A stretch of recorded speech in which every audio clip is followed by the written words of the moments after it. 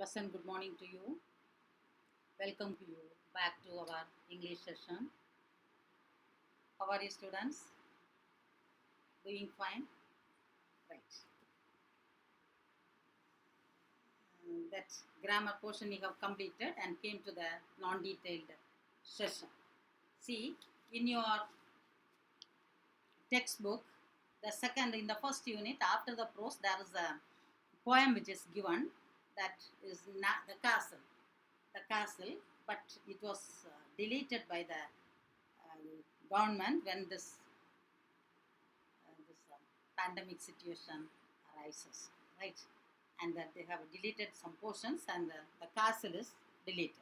So the next one is the non-detailed God sees the truth but waits. So in the first unit, you have God sees the truth but waits, that non-detailed, and the first lesson, two gentlemen of Barrow. Right, children? Now, what is the purpose behind introducing this non-detailed in your syllabus is to enhance your reading habit and to comprehend your to make you to comprehend things, to read and understand things by yourself. That is the purpose behind it. But now if we ask you to read it or to take a class on this, you'll be a little hesitant to do it. So what I used to do is I'll give you the gist of the story, and after that the remaining things you have to read and find out by yourself. Right? The question pattern in supplementary reader, you have one paragraph that will be asked in the form of, they will give you hints here and there, hints developing paragraph like this. And you have to develop that hints and write your own paragraph, or write the paragraph that you have studied in the class. Right, anything. You need not bother much about that. They won't ask you the question. They will give you as hints developing. That is one thing. Another one question is, who said these words to whom? From non-detailed, you will have who said these words to whom. And this who said these words to whom, you have to read and understand, find it out and answer it in the paper. Right. Very often, we used to say when somebody troubles us or when somebody is doing something against us or something, when we are hurt, we are troubled, we used to say that, God sees the truth but waits.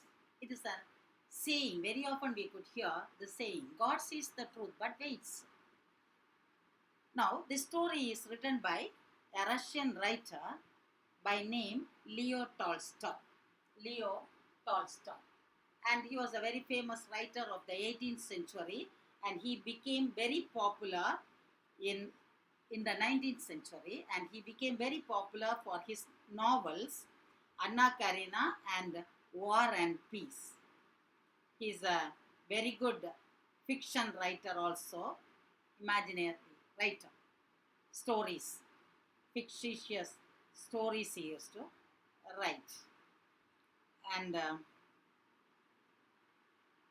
he also wrote some philosophical essays.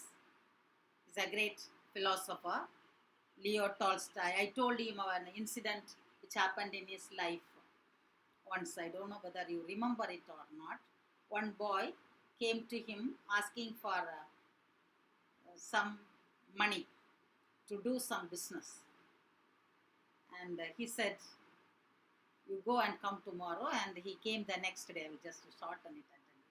He came the very next day and asked, I wanted some help from you to start my business. I am very much interested, he said.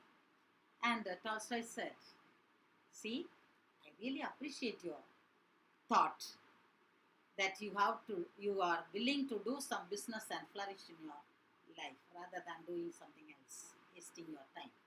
I really appreciate you. And you said you need some money for that.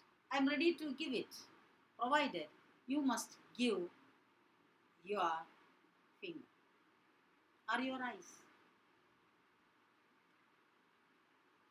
That boy, student, was very much surprised. See, money, how could I give my finger? How could I do my work after giving the finger? His own eyes cannot see after that. So he's not ready to give. So he just put his heads down and moved on his own way to home. As he was going, this Tolstoy stopped him and called him back and said, "See,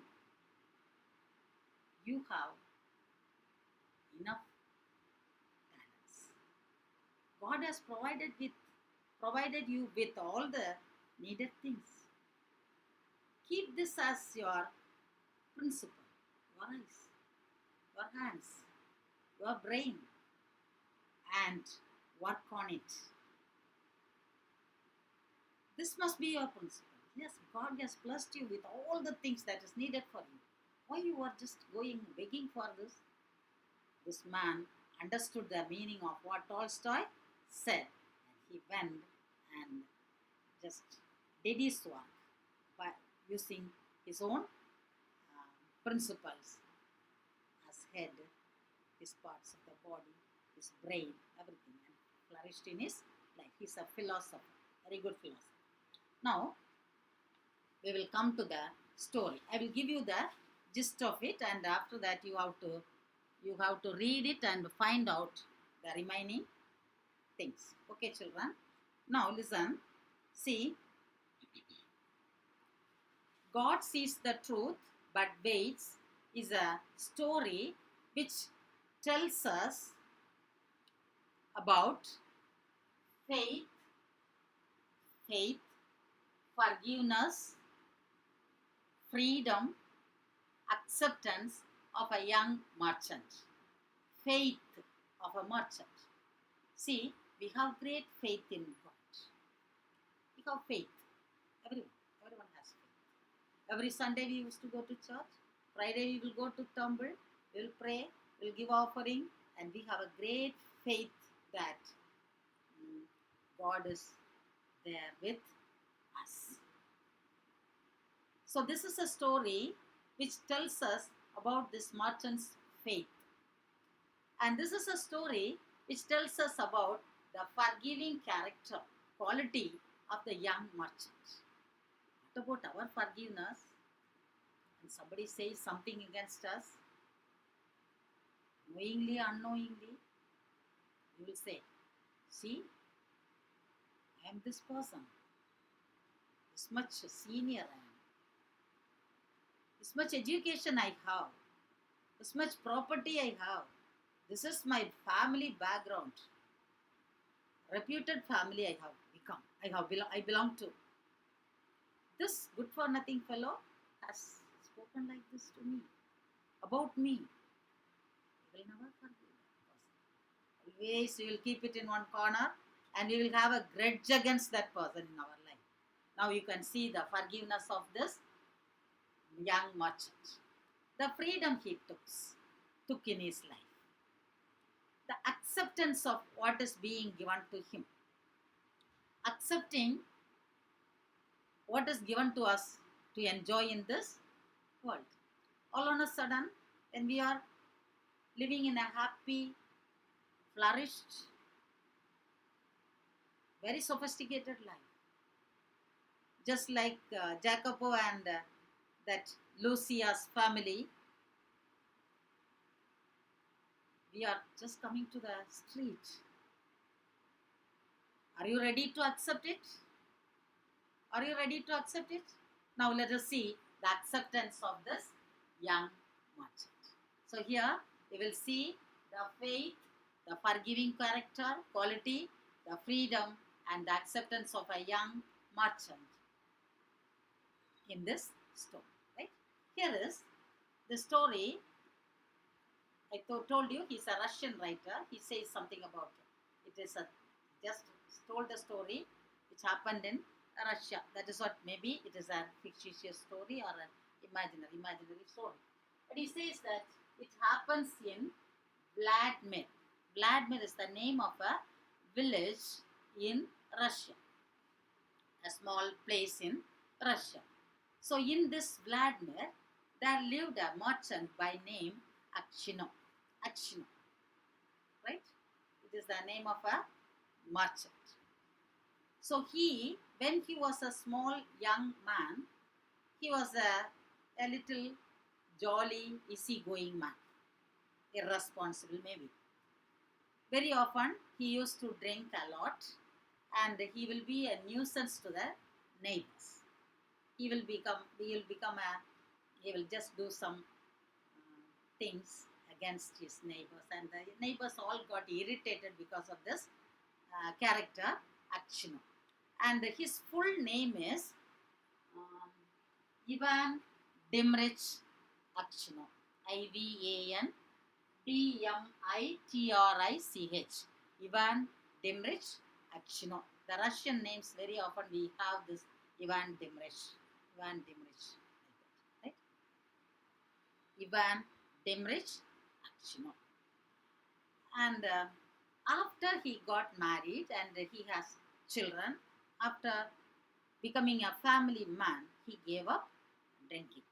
And once occasionally, maybe occasionally, that is some situation, sometimes, very, very rarely, he used to drink, and he will not be a problem to the neighbors. He had two shops, a middle class man, two shops of his own, and he has a house of his own, home of his own. He's a handsome man, fair-haired man, curly-headed man, curly hair he has, full of fun, very fond of singing and playing instruments like guitar. So these are the things that we know about Akshino, a young merchant. When he was young, he was a drunkard and he was a nuisance to the neighbors. But when he got married and got children, he stopped drinking, and he was a good man, and he took good care of his family, and he drinks occasionally, but it is not a problem to any, right? And the qualities like faith, forgiveness, freedom, and acceptance of what has happened in his life is shown clearly by Leo Tolstoy in this story. Right? Now let us come to the story. There was a city by name Vladimir, and a person by name Ivan Dimrich Akshino lived in that place with his family. Every year in that Russia, there is a river by name Volga River. Volga, V-O-L-G-A, Volga River. By the side of the river, there was a fair. V-O-L-G-A. Searching for my.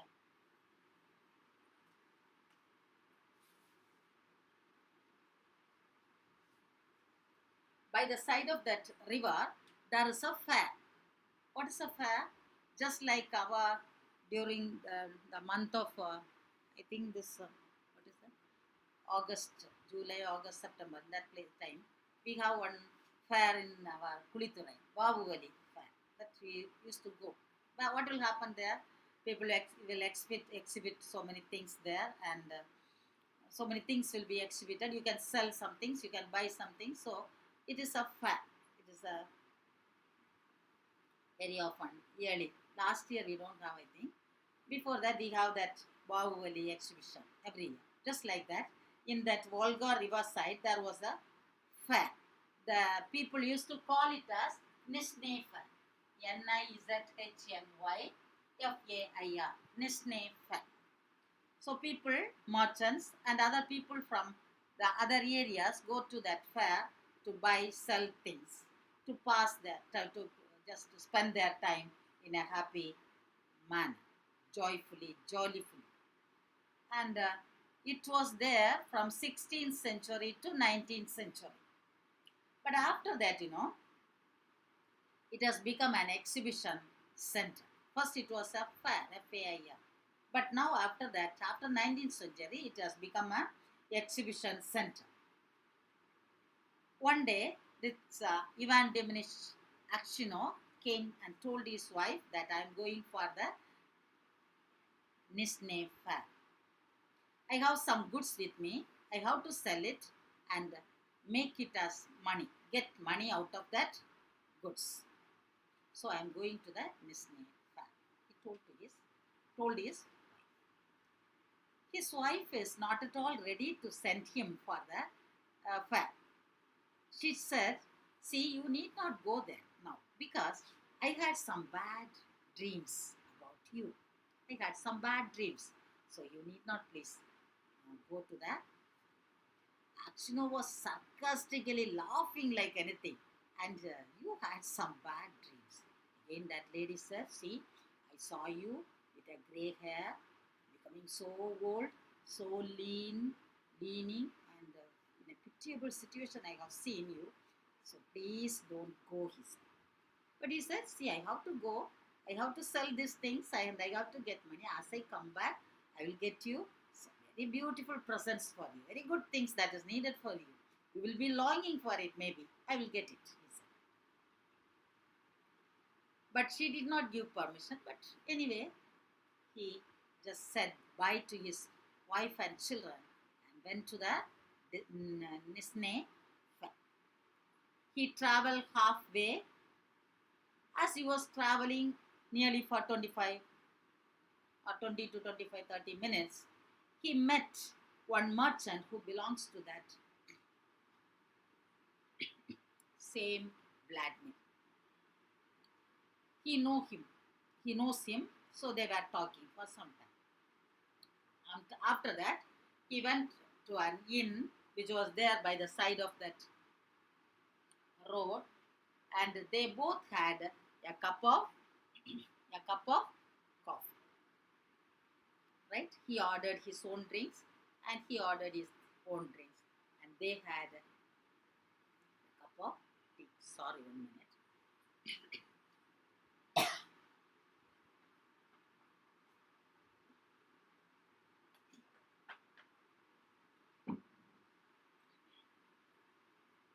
They had the tea together.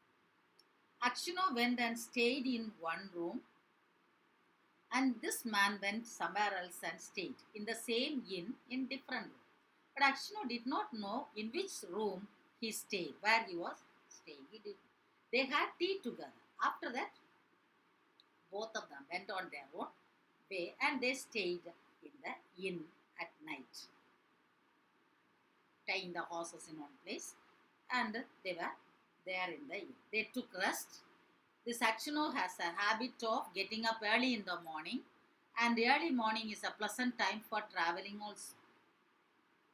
There would be much sunlight, heat, and that calm, quiet situation. It is very pleasant to walk early in the morning, observing the nature, the creations of God, everything. It is very good. Usually we also prefer to walk early in the morning, right? Good for health also. Then that other merchant, he will be sleeping. He doesn't know. Acchino doesn't know what does. He went to the owner of the inn, settled the bill for the night stay, and he took his horse and the goods together, just put all the goods in the horse, on the horseback, and he traveled. After walking for nearly 25 to 30 minutes, he went there into one place to feed the horse. He thought that the horses will be tired, so he wanted to give something to the horse. He went there, just gave something to the horse to eat. He ordered some drinks. It is said some samovar. He ordered some drinks for him, and he started to play guitar. He's a very good singer and he's a musician also. He knows to play guitar. So he took the guitar also along with him when he goes to the fire. So he started to, as he was playing guitar, two soldiers, they rushed towards him in a cart which is pulled by a horse. These two soldiers came in a cart. In olden days, in our place also, we have bullock carts which is driven by bullocks. But nowadays, very rarely we could see, I think. Nowadays it is not there. Occasionally we could see that. Maybe in film, you might have seen this bullock cart in all the films. Right. So two soldiers came and they stopped in front of this place where XII was playing guitar in that inn. They asked questions after question to XII. Are you a merchant from Vladimir? He said yes. Where are you going? To Nisnefa. Why are you going there? To sell my goods. Do you have a family? Yes. You were staying in an inn the previous night? Yes. One merchant was staying along with you? He said, no, we had tea together. But I did not see him after that. He did not stay. They were asking questions after questions to this XII. XII wondered why they are asking all these questions. And he said, you just go on with your own work. Why you are asking so many questions like this to me? Is it correct on your part to ask unnecessary questions like this to me? They said, it is not to question you. See, the fellow soldier who was staying with you the previous day was cut in his throat and he was killed. We came here and his things were robbed. He came here to search your belongings, things that you are. They unstrapped his luggage and opened its bag and found out that there is a blood-stained knife in his luggage bag. XII could see a blood-stained knife in his bag. Did he aware of it? Is it done by him? So all on a sudden, when he sees the blood-stained knife, he was shocked. He was shocked. He do not know what to do. Words failed to come out from his mouth. He was struggling for words, was stammering like anything. When they asked questions, who kept this knife in your bag? I don't know. But he was shivering like anything. The officer asked him again, how did you kill him? Why do you kill him? How did you kill him? He said, how much money did you steal from his bag? How much money is there in your bag? He said, sir, I have not done it. I did not steal any of his money. I did not see him at all. We had tea together. He is a merchant who belongs to our place. And after that, he went and stayed somewhere else. I was staying in my room. I got ready and got out of that inn a little earlier. I do not know what has happened to you. I did not steal any of his property, money. I do not know how the knife reached my bag. See, actually, XII is very innocent, maybe. But when the blood-stained knife is in his bag, what will we think? Actually, he will be the murderer. he is the one who has killed that merchant. That is what we used to think. That is quite natural thought. So the two soldiers came to a conclusion that this is he is the one who killed that merchant, fellow merchant. So they just opened his bag. They asked him, how much money do you have with you? He said, I have 8,000 rubles with me for my travel expenses I brought. Only that much is there with my goods, nothing else. It is my own money. They just checked it, took the money, took all the goods for themselves, tied him up very tightly in the cart, and took him to another one place. And he was imprisoned in jail. After imprisoning, one person is put in jail for when the soldiers or police people took him to the jail prison. They will just keep him there, and inquiries will be made. Similarly, inquiries were made in Vladimir also. People of Vladimir said that he's a very good man, but when he was young, he was a little naughty and troublesome to the neighbors. But now he is very good merchant, simple man, and they have given good certificate about this action. And the trial was going on, and finally he was charged with murdering the merchant and robbing him of 20,000 rubles. This is the charge which is put against him. So murdering the fellow merchant, number one, robbing 20,000 rubles of the merchant. This is the other thing. Now let us see in the next class what has happened to this action. Okay, children? Right. Thank you very much for listening to the class. We'll see you in the next class. Thank you, children.